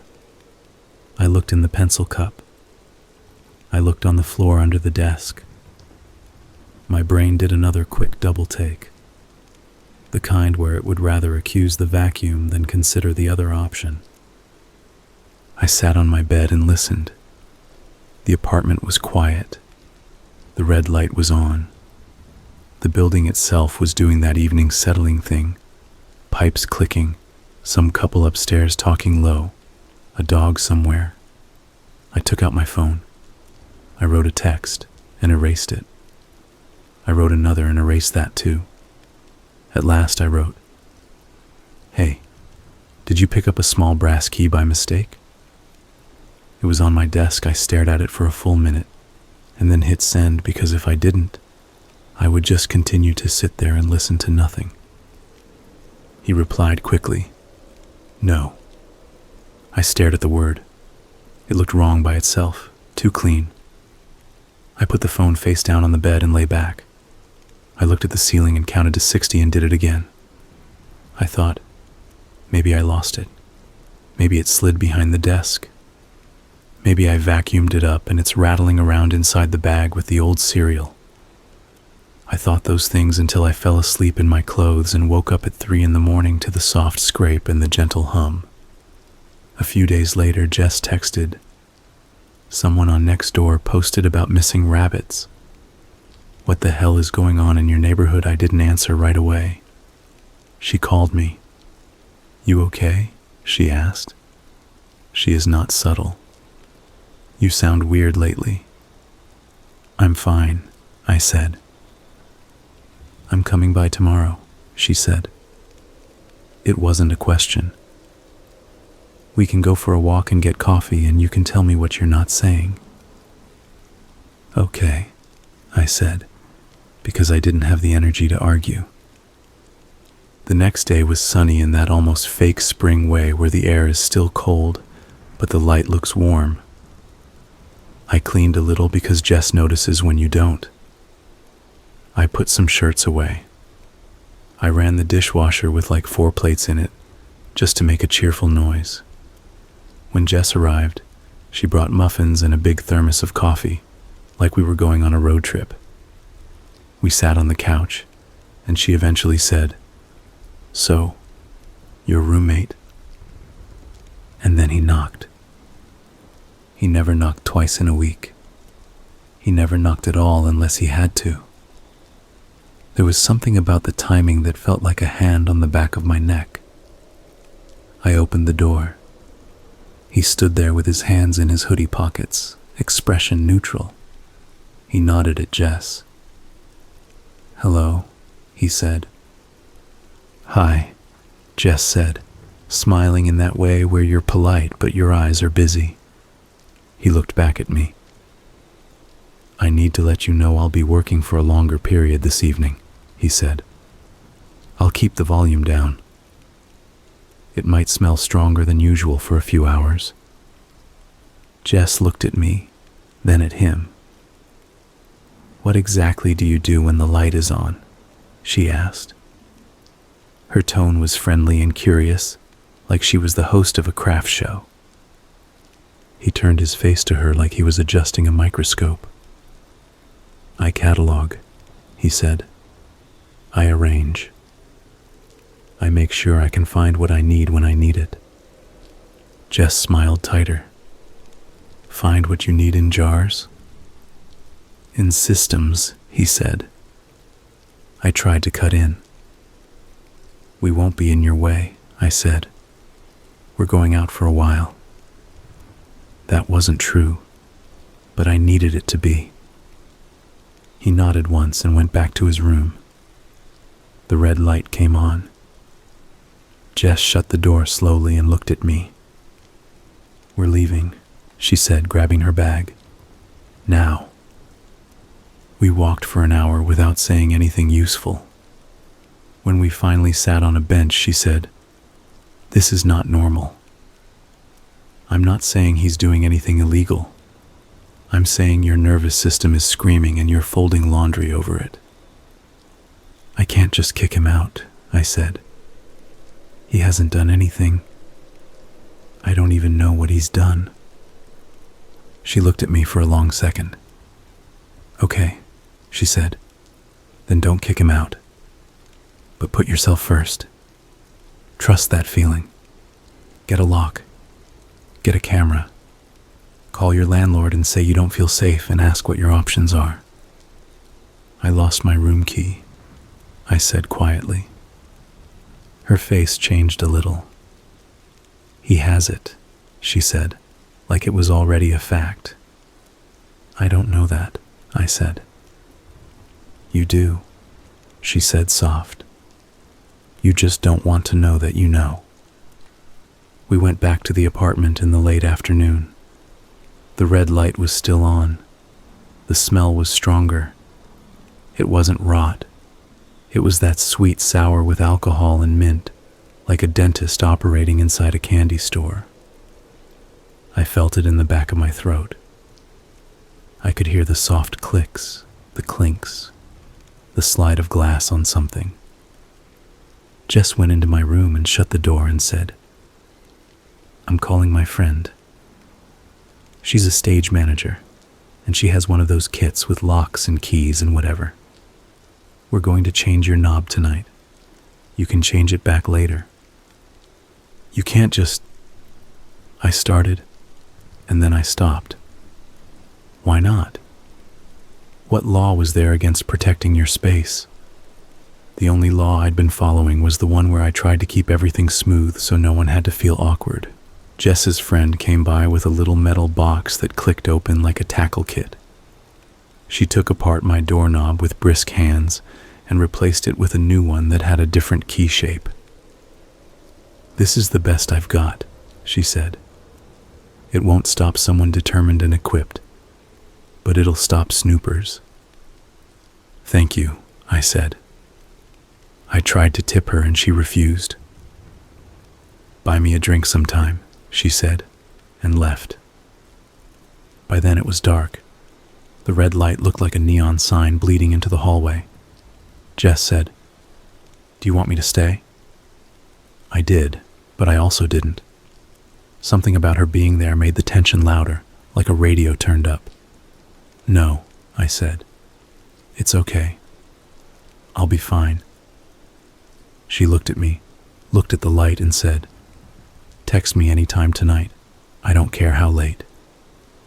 After she left, I made tea and tried to watch something comforting. The clicks and slides kept threading through the show, like they were part of the soundtrack. Around midnight, I went to brush my teeth. The bathroom is right across from his door. The red light hummed faintly. I felt weirdly self-conscious, like the light could see me. I brushed my teeth the way he washed his hands, deliberately, like there was a correct technique that would protect me. When I came out of the bathroom, his door opened. He stood there, a silhouette against the brighter lights inside. Behind him I could see the shelves and the jars and the clamp lights pointing down at the table like 3 moons. The sweet, sour air rolled out around him, and the mint rode on top of it. "Can we talk?" he asked. "Sure," I said, "because what else do you say to your roommate when he opens his lab door at midnight?" He looked down the hall, then back at me. "Did you change your lock?" he asked. "Yes," I said, and I'll give myself credit. I said it without a wobble. "May I ask why?" "I want privacy," I said. "Basic privacy." He watched me for a long second. He has that look where you feel like he's mapping you. "I understand," he said, "but you should tell me if you have concerns. I can address them." "What would you address?" I asked. "The smell, the jars, the notes on the door, the thing in the fridge. Do you want me to pick one or—" I didn't mean to get sarcastic, but the words came out like they'd been waiting. He didn't flinch. "I can explain all of it," he said. "Okay," I said. "Explain." He stepped aside and gestured to his room. I stood there in my socks, holding my toothbrush like it was a tiny club. I didn't want to go in there, but I also didn't want to stand in the hall like a kid. I set the toothbrush on the bathroom counter and walked past him into the room. It was colder inside, not like winter, but like a library where the books are old. The shelves were cleaner than my kitchen cabinets. The jars were lined up like a display. Each one had a white label with a neat pencil number. Some jars held liquid, and the things inside floated slightly, like they were dreaming. Some jars had things cushioned in cotton. Some had nothing visible at all, just cloudy solutions. The folding table had a grid of tools laid out on a silicone mat. Clamps, tweezers, small scissors, a scalpel that looked like it had never been used even though I knew it had. There were 2 magnifying lenses on stands. There was a notebook open to a page with more numbers and short notes in tidy print. "This is my work," he said, standing with his hands behind his back like a guide in a museum. "I keep it here because I need to control the environment." "What is it?" I asked. "Exactly." He met my eyes. "Preparations," he said. "I prepare specimens so they can be studied properly. Students need to learn. Museums need to display. Doctors need to review. I make their work possible." "Where do you get them?" I asked, and I heard how small my voice had gotten. "Ethically," he said. "Legally." He said it like he was reading it off a card. I looked at the jars, at the pale things inside, the way the fluids caught the light like cheap amber. "Animals," I said, more as a wish than a question. He watched my face. "Some," he said. "Some human." My mouth got dry. "How?" He gave me a just-so shrug. "There are channels, donations, collections that need curation. You'd be surprised what ends up in the wrong hands and needs to be collected into the right ones." I thought of the letters with neat lines, the words like metacarpal. I thought of the cat's tail. I thought of the half wing on the trash can. "Do the right hands leave pieces outside my building?" I asked. A small crease appeared between his eyebrows, like a crack in a mask. "I don't leave refuse," he said. "I don't throw away useful material. If you've seen something, it's not mine." It bothered me that I believed him instantly. He wasn't defensive. He wasn't ashamed. He just said it, and it was true in his tone. But that felt worse somehow. It meant there was another someone out there. He gestured to the jars on a lower shelf. "These are historic," he said. "Textbook mistakes from the 50s and 60s. Dangerous fluids. I'm replacing them. I transfer. I relabel. I put them in safer solutions. I save them in a way." "Save," I repeated, staring at the neat labels. My scalp felt tight. "You save them in jars." He didn't react. "Have I done anything to make you unsafe?" he asked. This is the question that still bothers me. He hadn't touched me. He hadn't come into my room. Not that I knew. Not that I could prove. He hadn't threatened me. He paid rent on time. He washed the sink. He put his scissors away with the tiny scissors. But there was something about the way he filled the space with his system that made everything else bend around it. It was like he had installed a second apartment inside mine, and mine lived like a thin membrane around it. "I don't want you to keep human parts in here," I said. "Not in this apartment." The words tasted like metal. I didn't know I was going to say them until I did. He considered that, head tilted. "You signed a month-to-month lease," he said. "You set ground rules about noise and smoking. You said nothing about material. If you add rules now, I'll need to think about whether I can continue to live here." "You're not continuing to live here," I said. "I didn't plan that either." My voice surprised me. "I'm giving you 30 days. He went very still. It wasn't a flinch. It wasn't anger. It felt like all the numbers in his head stopped at once. Then he smiled again, that quick technical smile. "Okay," he said, "if that's what you want." "It is," I said, even though my knees wanted to sit down. "Please keep your things in your room. No more of your stuff in the fridge. No more labeling the hall closet. And no more of these." I gestured at the shelves because I didn't have the right noun.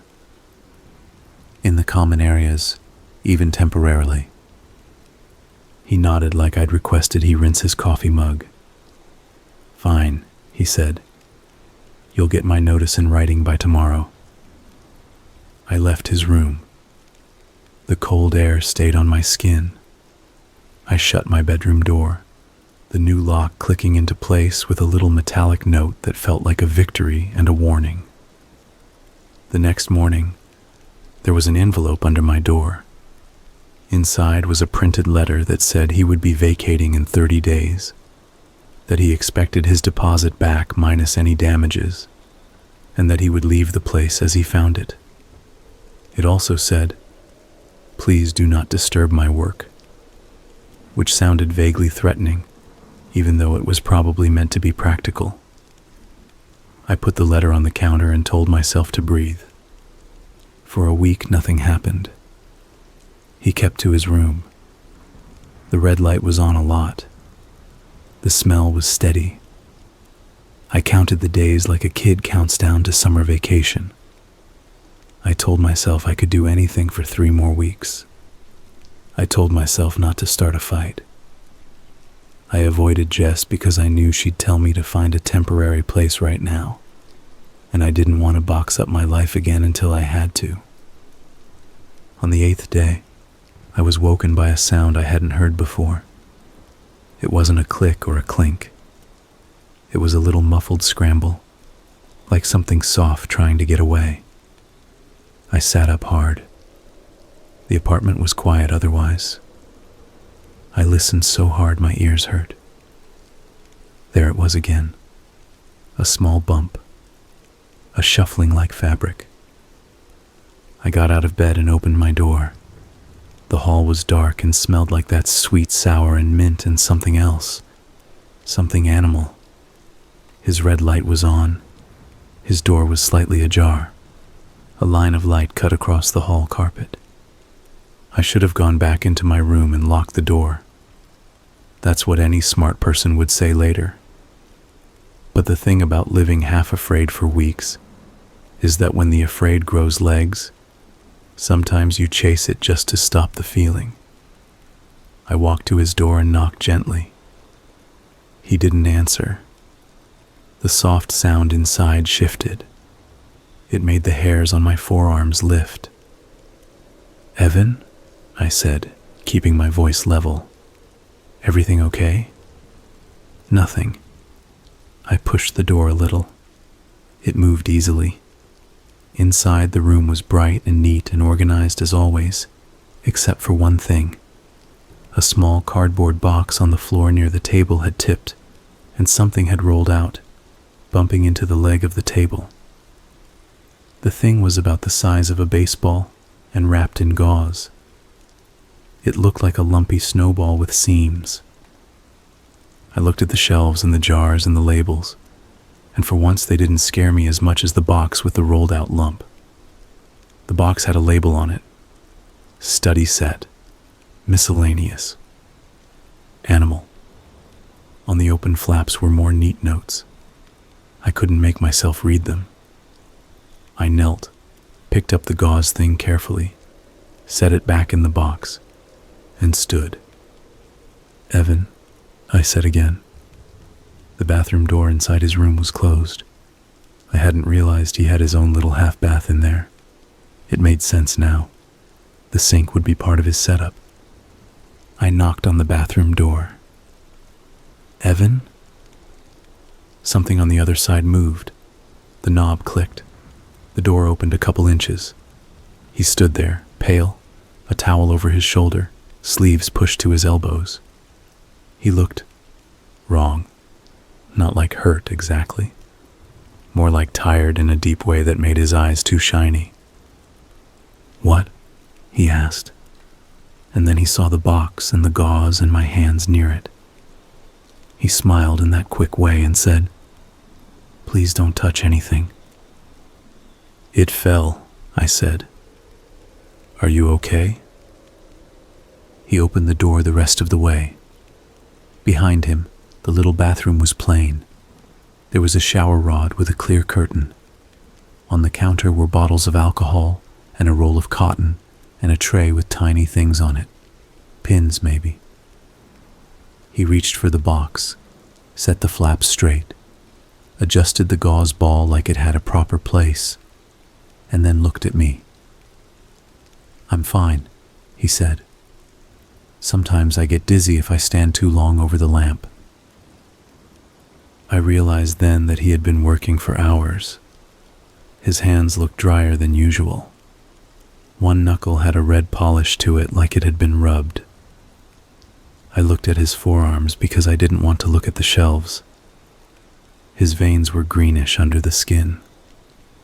I thought of how people joked about vampires, and then immediately told myself not to be stupid. "I heard something," I said. Like, I didn't have the word. Like scrambling. "A mouse," he said. "It's an old building." He said it too quickly. We stood there with the light too bright and the smell too present. Then a new sound entered, small but sharp. A soft tap at the window. Then another. He and I both looked. The window in his room faced the alley, like mine, but higher because of the way the lot sloped. In the street lamp light, I could see little shadowy movements on the sill like fingertips. "Birds," he said. "They do that sometimes." "It's night," I said. "They're confused," he said, and his voice went even flatter. He moved to the window and I saw something I wish I hadn't. On the inside of the sill were 3 little dishes with cotton wool and tiny things on them. Not gruesome, just small, too small, pieces, arranged like a pattern. Outside, on the other side of the glass, something fluttered and tapped against the pane as if trying to be let in. He pulled the shade down and clipped it so it was taut. Then he turned back to me and said, "If you're done inspecting, I need to finish my work." "I wasn't inspecting," I said. "I heard a noise." "I've got it under control," he said. Then he paused. "You should sleep. You look tired." I wanted to tell him he looked wrong, and that he was scaring me, and that he needed to get out before the 30 days, but my words got stuck. I nodded like a coward and left his room and shut my door and locked it. The lock felt like a Band-Aid on a knife wound. I texted Jess. "I think I made a mistake letting him stay the month." She wrote back immediately. "You think? Then, do you want me to call someone?" I stared at that. "Who? The police? And say what?" "My roommate has a lot of jars?" I wrote. "No, I just need to get through." She called me and I didn't answer. I lay on my bed with my eyes open and watched the walkway outside my window, where a rectangle of light moved as someone passed. The next day I went to work with a weird, too-awake feeling. I told myself he would be gone in 3 weeks. I told myself to count. 1, 2, 3. I told myself not to go in his room again. I told myself I wouldn't smell the mint at the back of my throat anymore once he left. When I got home, there was a note on the fridge in his tidy printing. "Do not open my door for any reason. If you hear a sound, ignore it." It wasn't a request. It was an instruction. It took up the whole middle of the fridge like a magnet for attention. I took a photo of it because I felt like I needed proof later that I had seen it and that it was real. That night, around 11, the noises started. Not the clicks and clinks. Thumps. Like something heavy lightly hit the floor. I lay on the couch with a blanket because I didn't want to be in my room, thinking a stupid thought. If I'm in the living room, he can't stand at the foot of my bed. There was no reason to think he'd ever stand at my bed, but my brain had already run that horror movie for me. The thumps turned to a dragging sound, soft and hesitant, like someone moving a chair an inch at a time. The smell got stronger. It wasn't rot. I keep saying that because people always imagine rot when they hear jars. This was different. It had a sharp sweetness, like fake cherries, and a bite that made my eyes water. I got up.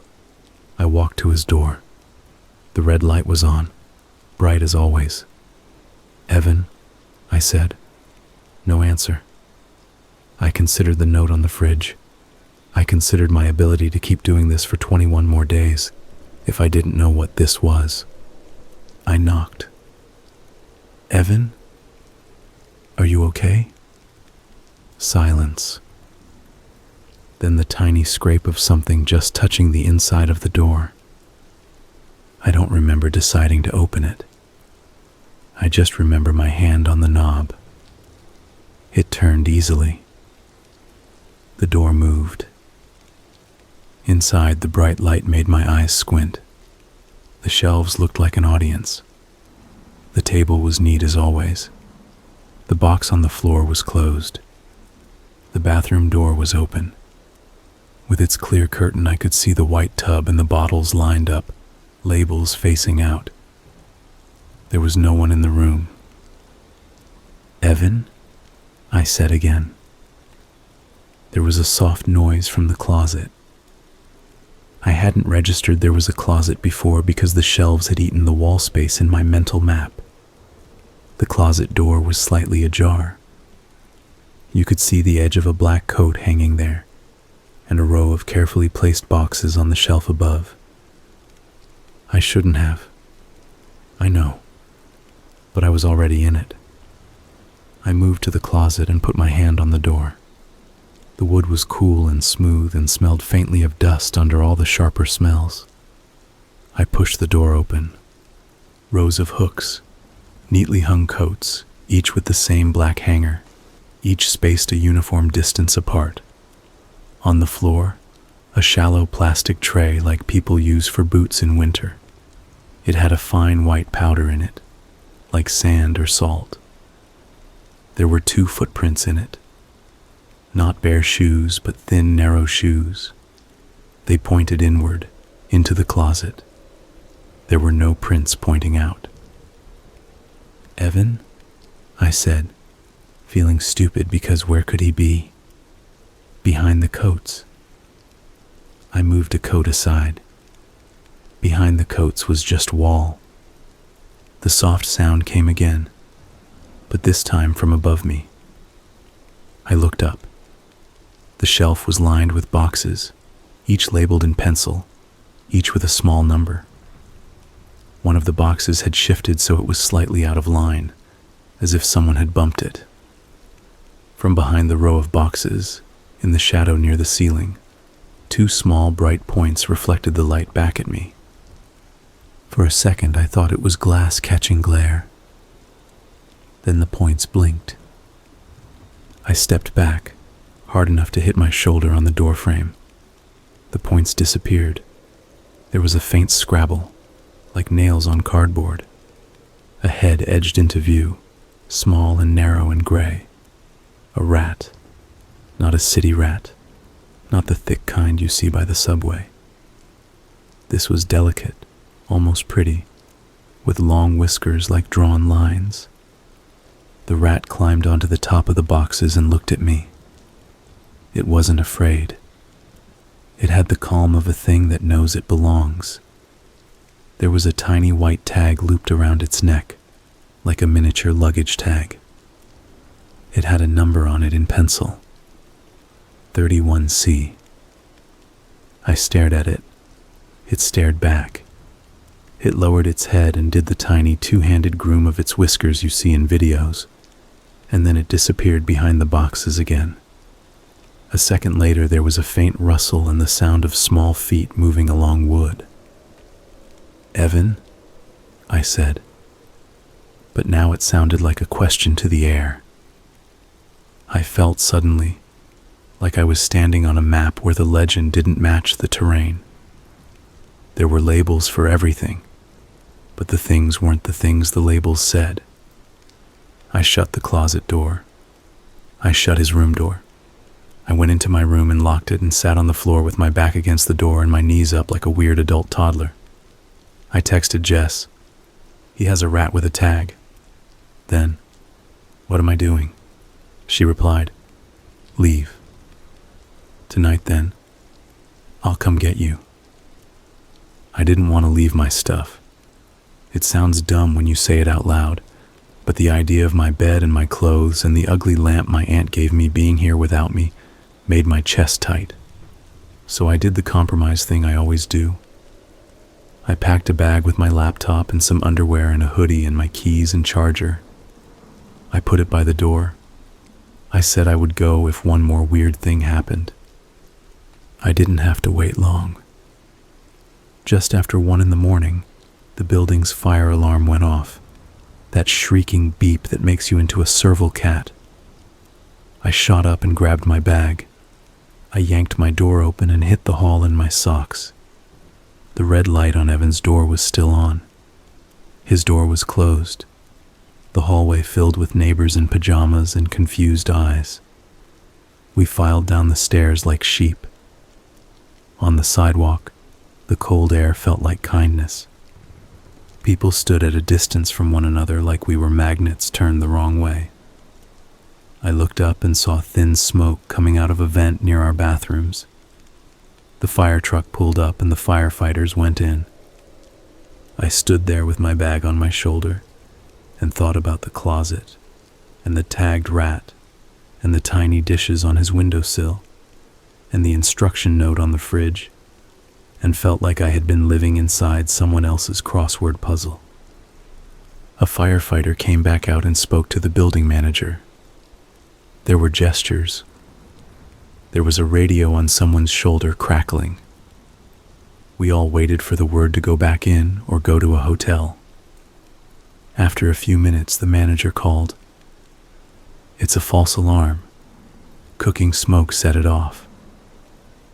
People made those relieved, annoyed noises that mean, "I get to go back to bed now, but I hate everything." We filed back inside. The stairwell smelled like the ghost of smoke and something sweeter. When I reached my floor, I saw 2 firefighters come out of the hallway that led to my apartment.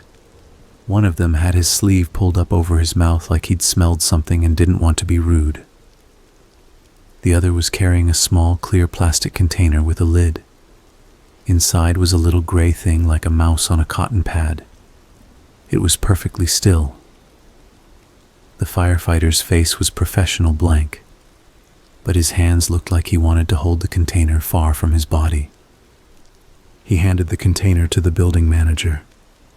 She took it like it was a bomb. "What is that?" someone asked. "Specimen," the firefighter said. He didn't say it like a question. "Someone's private collection. It spilled when we opened the door to check. He didn't look at me. He didn't have to. Everyone knew which door that meant." The manager swallowed. Her eyes did a fast flick down the hall to my place. She put on her "I'm in charge" face and said loud enough for the stairwell to hear, "We'll address this with the tenant." I walked the rest of the way to my door like I was in a movie where the sound is turned down. Evan stood in front of his, the red light off for once, holding a damp towel. His expression was unreadable in a way that felt deliberate, like a blank page pinned to a wall. He held the towel like he'd been wiping something. He looked at me. "False alarm," he said, as if we were neighbors who both found small talk stressful. I looked at him holding his towel and thought of the gauze ball rolling, the tagged rat, the instruction note, the jar in my fridge, the halting things I had decided not to see. I said, "I'm leaving." He tilted his head. "It's 1 a.m, he said. "You can leave in the morning." He said it like it was better to stay where you are, like sleep was a kind of duty. "I'm leaving now," I said. My voice didn't shake. I think fear has a speed where it just outs itself and becomes clarity. I went into my apartment, grabbed my bag, grabbed my jacket. I took one last look at the couch, the boring rug, the plant I had not watered. I didn't lock the door behind me. I just went. Jess met me outside with her car engine running.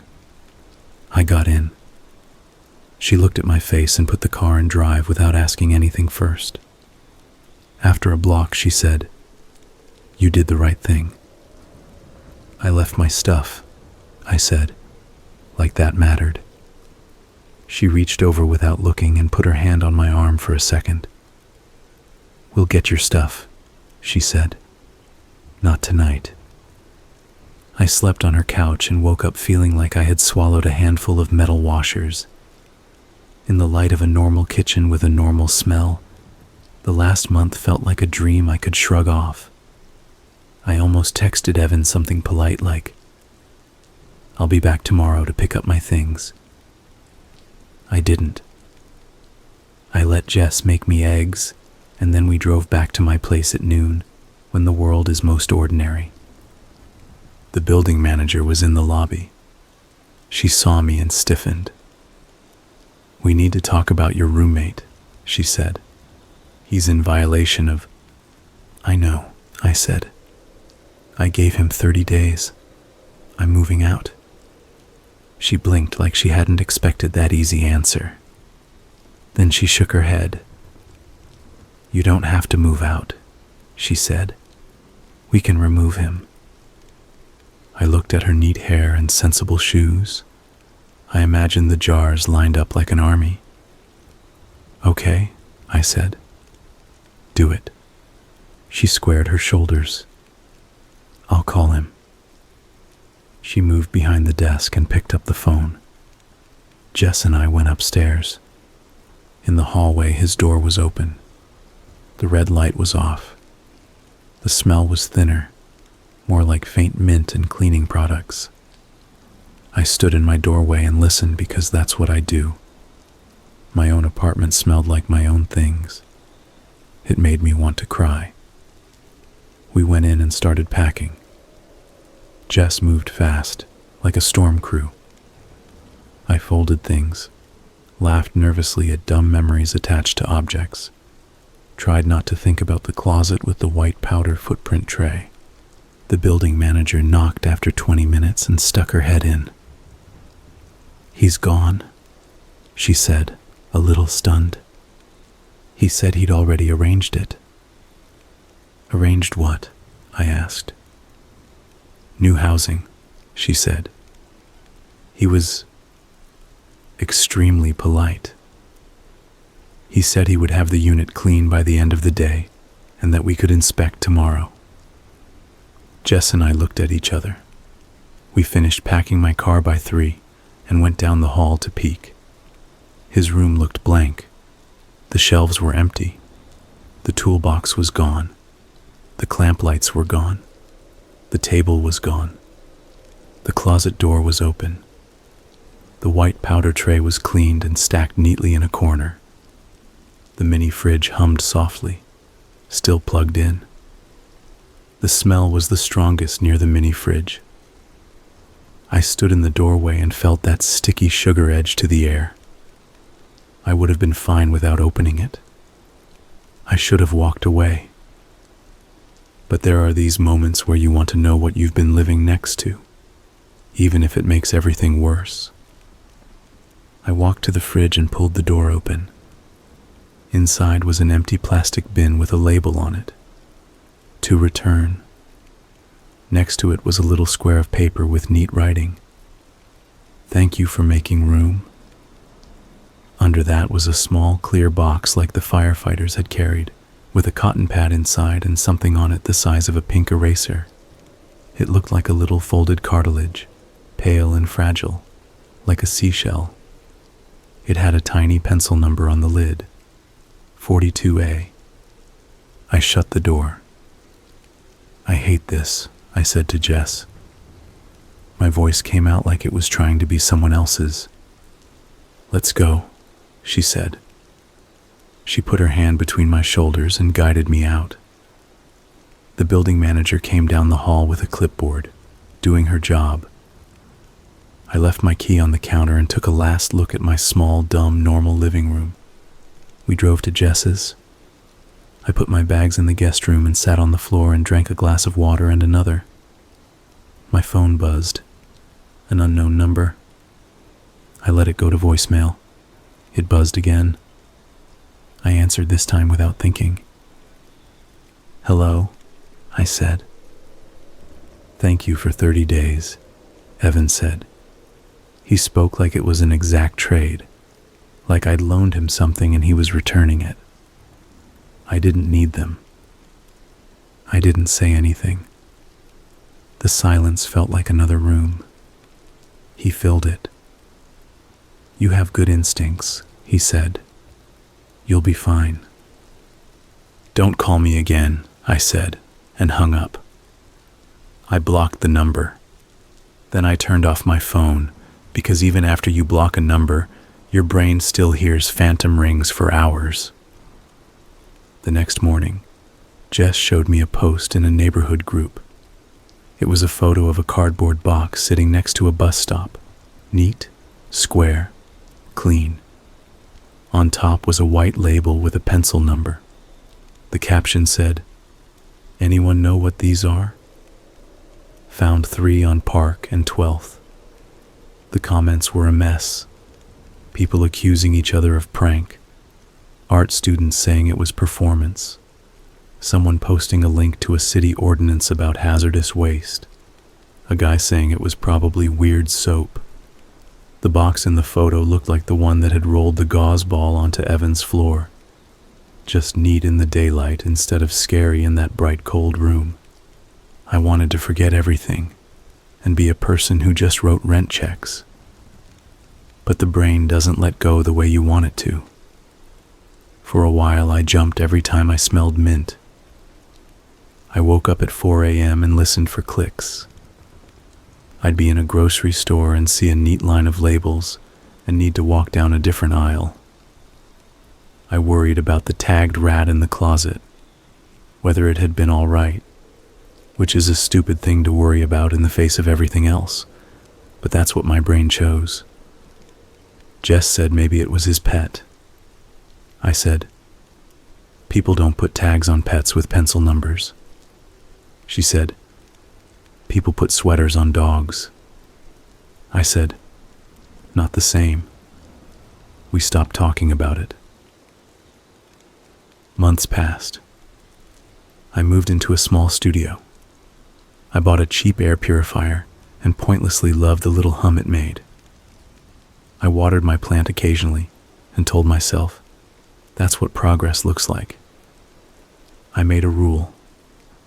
If someone said the word anatomy, I pretended they meant yoga, and I left the room. It worked okay until one day it didn't. I was walking home from work and saw a cat sitting on someone's porch. It was one of those smug cats that looks like it runs a book club. It had tags jingling. And then I noticed, on the edge of the porch, a tiny white card half tucked under a flower pot. The sun hit the corner so I could see the sheen. The card was blank to my eyes from the sidewalk, just a white square. But something in my body recognized the size and shape and the way the edges were cut. The label shape. The neat blank waiting for a pencil number that would be exactly lined up, exactly even. I kept walking. I didn't go up the steps. I didn't touch the card. I told myself, maybe it's a piece of mail. Maybe it's nothing. People drop things all the time. You don't live there anymore. That night, at 3 a.m, I woke up because a light outside my window made a shape on the wall that looked like a square shelf with rows of jars. It was just a reflection from someone's car headlights, but my heart didn't care about the source. I lay there and watched it move and remind myself where I was. I counted the seconds between the fake shelf appearing and disappearing. I breathed and breathed again. I told myself about air purifiers and plants and eggs for breakfast. I told myself that words like radius and ulna could go back to living in textbooks. Here's the thing I didn't expect. I'm not afraid of jars anymore. I'm afraid of systems. I'm afraid of neat labels and tidy pencil writing and the kind of mind that finds comfort in rows and rows of fragments. The kind of mind that moves quietly down a hall and never leaves toothpaste in the sink. The kind of mind that would say, "I can explain," and then never raise his voice. I used to think danger was loud. Now I know it can be very polite. Sometimes people ask if I think he ever did anything illegal. I don't know. Maybe he didn't. Maybe he really was rescuing old museum pieces and replacing fluids and doing his tiny careful part to save knowledge. Maybe the cattails and pigeons were someone else's sick hobby. Maybe the box by the bus stop was an art student who thought they were clever. Maybe the tagged rat was proof of some gentle experiment I wouldn't mind if I knew the whole truth. It doesn't matter. What matters is that my body knew before my mouth did. What matters is that I listened late, but not too late. What matters is that sometimes you don't have to prove a fear to honor it. You don't owe anyone the perfect reason to leave. I still think about the little gauze ball that rolled and bumped like it was trying to be noticed. I still think about the neat note in the fridge that said, "Thank you for making room." I think about that phrasing. Making room. Room for what? For who? For how many? I'm careful now about the rooms I make in my life. I'm careful about the quiet I allow. I'm careful about the kind of order I trust. The other night I had a dream that I was back in that apartment. I walked down the hall and the red light was off. I opened his door and there were shelves, but instead of jars there were small, ordinary things. Spoons, buttons, thimbles, each with a label, each with a number. I smiled with relief in the dream and picked up a spoon. On the underside, someone had scratched a tiny letter with a pin. A. Just that. I woke up and wrote it down. Like if I made a label, I could control the feeling. And then I laughed a little at myself and went back to sleep. People love to tell you the moral after they hear your story. They say, trust your gut. They say, get references. They say, don't ignore red flags. All good advice, sure. Here's mine. Notice how someone names their space. Notice the rules they post without asking. Notice the way their order requires you to become smaller. And if you ever find yourself standing in front of a door with a red light, and you don't owe your life to what's behind it, just go. You don't need the perfect reason. You only need the feeling of your bones wanting to stay inside your skin, exactly where they belong.